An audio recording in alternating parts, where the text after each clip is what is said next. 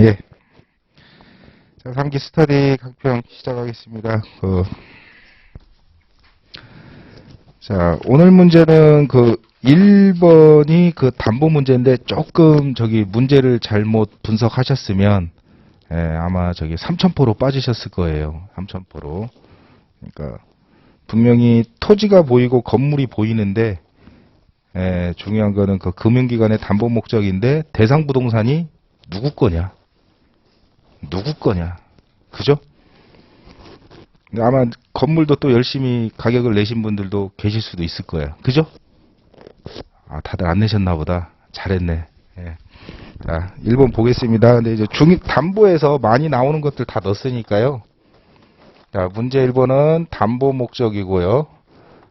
그 다음에 당연히 기준 시점은 가격조사 완료일이고, 예. 가격조사 완료일. 뭐 특별한 논점 없고요. 여기서 이제 가장 중요한 것은 이게 지금 담보평가잖아요. 그럼 담보평가는요, 여러분, 별 말이 없으면 첫 번째 담보평가 일반 이론.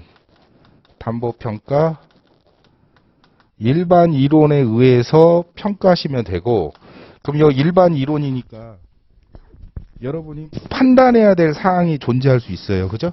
네, 정답이 없는 거예요. 내가 봤을 때는 환가성이 떨어진다. 그래서 평가를 안 할 수도 있잖아요. 예를 들어서. 이게 여러분들의 판단 사항이 충분히 개입이 될 수 있어요.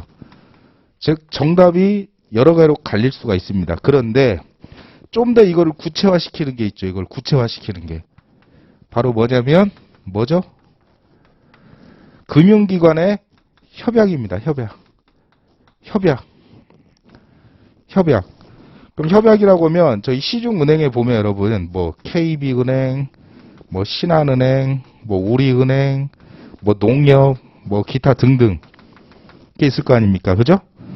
그럼 각각의 감정평가 법인과 이런 금융기관과의 협약을 맺어요. 협약을 맺습니다. 그래서 어떤 일이 벌어지냐면 얘네는 되는데 얘네는 안 된대. 이해하십니까? 얘네는 되는데 얘네는 하지 말래. 요렇게 담보 대상이. 구체적으로 하나 뭐 특이한 점을 하나 말씀드리면, 예, 대놓고 가장 특이한 경우가 있는데 여러분, 보전산지가 있어요. 말 그대로 보전산지니까 뭐예요? 산지를 보존해야 되잖아. 왠지 평가하면 안 될 것 같잖아, 느낌이. 그죠? 그럼 보전산지에는 여러분 아시다시피 공익용 상지하고 뭐가 있어요? 공익용하고 임업용이 있어요. 보전산지의 종류는 이 두 개가 있거든요. 토지이용계획 확인할 때 보면 공익용 산지다, 임업용 산지라고 돼 있는 것은 광의의 보전산지예요. 산지는 보전산지하고 준보전산지 두 개로만 나뉘니까. 그러면 일반적으로 보전산지는 평가할까요, 안 할까요? 담보예요, 담보. 평가할까요, 안 할까요? 안 할 것 같죠? 그게 맞는 것 같죠? 왜? 엄청난 행위 제한이잖아. 환가성이 없어. 그죠? 환가성이 없단 말이에요. 근데 이 보존산지를 평가하는 경우 금융기관이 있어요. 특이하게. 그냥 이런 거는 그냥 배경 지식으로 알아요. 특별히 알 필요 없으니까.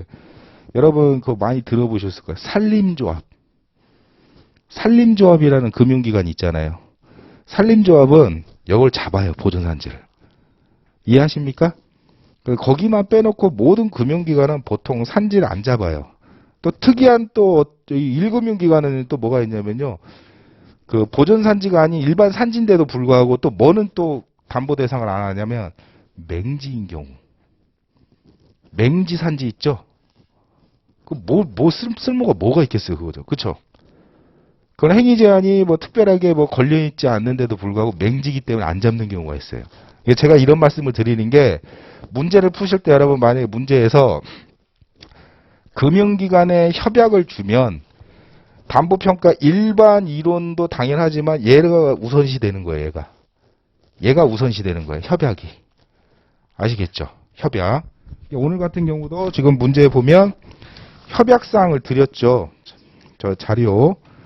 저 9번하고 이제 뭐 10번 기타 사항과 같이 해서 협약 내용을 드렸잖아요. 그죠? 여러분들이 이 협약 내용에 없는 거에 대한 내용은 여러분이 판단하시면 되는 거고, 이 협약에 의해서 이렇게 해달라라고 했으니까 그렇게 하셔야 되는 거예요, 그냥. 그럼 여기다 대고 또 어머니 소리 쓰면 안 돼요. 은행에서 이렇게 하라고 그랬잖아요. 그죠? 그럼 해야지, 이렇게. 그래서 담보평가는 꼭 조심하실 게, 특별한 말이 없다 그러면 이제 일반 이론을 이제 얘기하시면 되고, 일반 이론은 여러분이 이제 현황주의, 보수주의, 확인주의, 처분주의에 입각해가지고 여러분들이 이걸 평가를 할 건지 말 건지 여러 판단사항을 쓰시면 돼요. 그건 정답이 없는 거야. 그런데 이렇게 협약이 구체적으로 나와주면 협약에 의해서 평가를 해야 된다는 얘기예요. 아시겠죠? 자, 그러면 오늘은 지금 토지, 자, 토지부터 보면 토지밖에 없으니까, 자, 기호 1번 한번 볼게요. 자, 기호 1번 토지를 보면 핵심은 뭐냐면, 자, 자연 녹지 전인데요. 그 토지 위에, 자, 이런 토지 위에 지금 여기 주택이 있고, 뭐 컨테이너가 하나 올라가 있어요. 컨테이너가 이렇게 올라가 있어. 그죠? 그런데 얘는 지금 전부 다 소유자 미상이고, 소유자 미상이면서 제시외예요. 그러니까 무허가일 거예요. 무허가.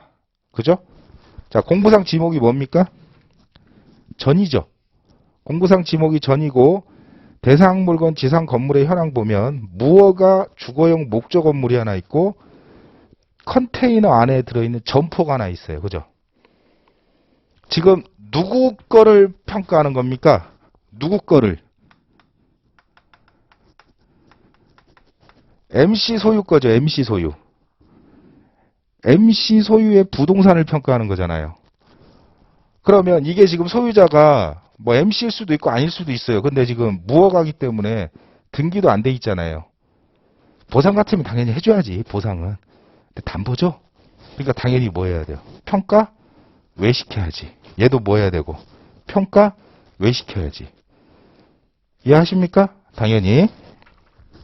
자, 그래서 제시의 건물이고, 그 다음에 또 하나가 이제 뭐가 있냐면 공법사 여기에 지금 뭐 또 하나의 그게 도로하고 지금 하천구역이 있대요. 도로하고 하천구역이 있대요. 그죠? 그러면 일반적으로 도로는 평가 왜 하죠? 일반 이론에 의해서. 담보가치 뭡니까? 그 처분지역 나중에 환가성이 없으니까.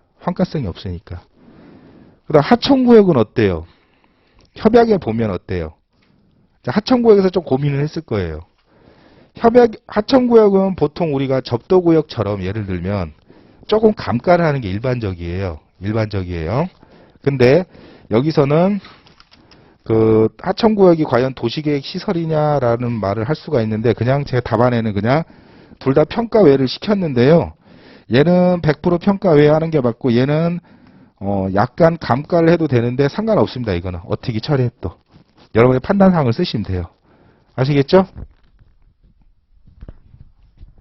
그러니까 우리가 일반적으로 도시계획 시설 있지 않습니까? 도시계획 시설이나 각종 뭐 하천구역이나 많이 나오는 거, 접도구역이나 그 다음에 사법성 권리가 거의는 뭐 선화지라고 하지만 송전선로 부지가 지나가는 그 토지를 담보 평가할 때 하천구역, 하천구역, 소하천구역도 있고요. 뭐 여러 가지들이 있죠. 이런 것들.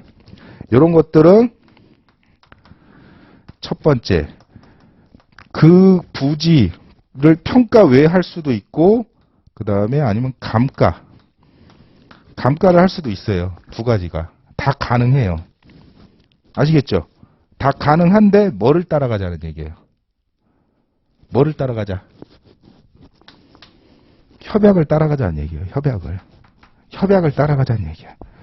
그러니까 저희도 실무적으로 현업에서 우리가 평가할 때도 도시계획 시설이 저쪽이 됐어요. 그냥 30%씩 그냥 관례적으로 까요. 그냥. 왜 30%야? 그냥 계속 30% 깠으니까.